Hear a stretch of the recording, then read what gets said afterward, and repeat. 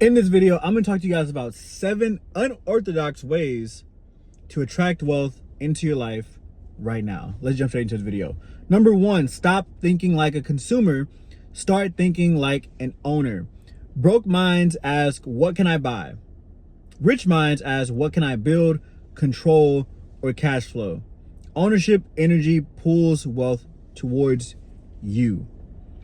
You got to think, again, I talked about this all the time, but you got to think in terms of assets versus liabilities. You got to think in terms of when I make this purchase, what am I getting back from it?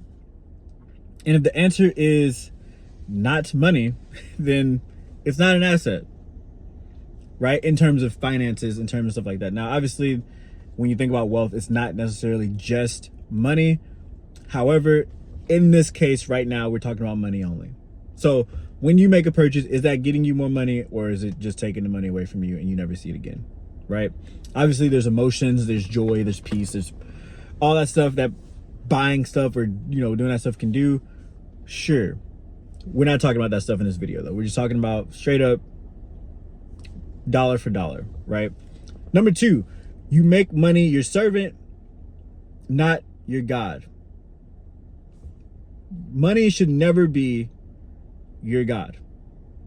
That should never happen. Money should be your servant. You make money your servant. Money is just a tool in order to create the life that you want to create. It's a tool to expose who you are inside.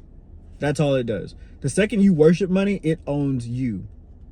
Respect it, use it, but never chase it blindly. Wealth is attracted to those who see it as a tool, not a trophy.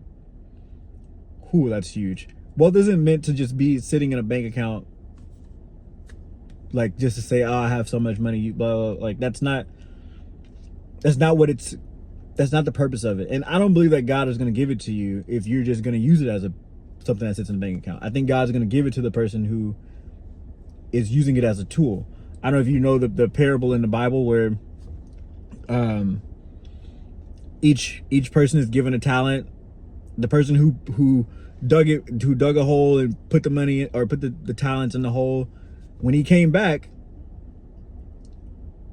when I don't remember totally butchering this whole parable, but long story short, when the guy came back and he found that the guy was just fearful of investing the talent, he took the talent and gave it to the person who was actually using it.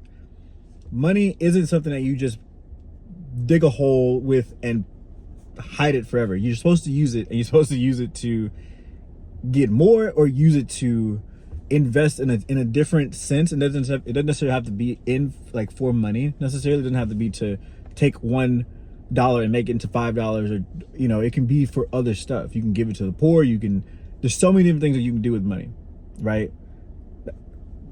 Let's just stop there. Number 3, spend time where money hangs out.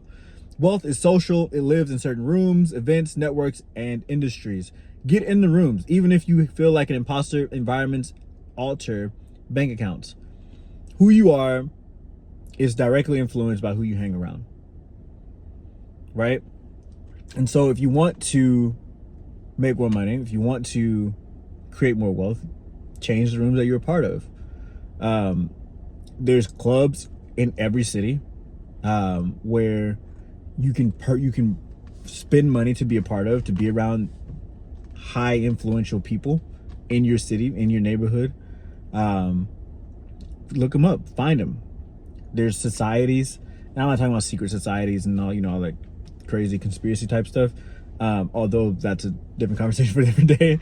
I just mean that there's societies and clubs and groups in every city that you can pay to be a part of and be around the most influential people in your city, right? You get in those rooms, you open new doors for yourself. Number 4, get obsessed with solving inconvenient problems. The bigger, messier, more annoying the problem you solve, the more money you attract. Broke people avoid problems, rich people hunt them, because rich people understand that when they solve problems, they get paid for it. Broke people think that when they see problems, it costs them. You have to change the way you see the world. Stop running away from problems. Start finding problems and solving them, and people will pay you to solve them. Number 5, become 1% better at money every single week. Not 10 times overnight, just upgrade one habit, belief, or behavior every single week. And compound that for 5 years, and that's how millionaires are built. What can you do right now to get 1% better? I would say go read a book. Go listen to a podcast. Go watch more of my videos where I talk about literally how to, like, quick hacks, how to get better at money, 5 habits that, rich people do, 5 habits that rich people don't do. Go watch those videos. Go read the books. Go listen to other people talk about money, right? That's something you can do right now without changing anything else. And in those videos, you'll get steps and you'll get things that'll hit you that may not hit someone else, but you will start to understand money just a little bit more. Number 6, break up with your comfort zone. More money requires more courage. Ask for the raise, pitch the client, launch the thing, make the investment. Wealth never meets you in your safe place. That's why you're not wealthy now. And last but not least, number 7, create more value than you capture. When you give people more than they pay for, money starts chasing you instead of the other way around. Serve deeply, then step back and let wealth return the favor. These are 7 unorthodox ways to attract wealth. Again, number 1, stop thinking like a consumer, start thinking like an owner. Number 2, make money your servant, not your God. Number 3, spend time where money hangs out. Number 4, get obsessed with solving inconvenient problems. Number 5, become 1% better at money every single week. Number 6, break up with your comfort zone. And last but not least, number 7, create more value than you capture. Create, don't consume. And so, I hope you liked this video. If you did, hit that like button. Comment which below hit you the hardest. Subscribe to the channel if you haven't already, and I'll catch you guys on the next one. Peace.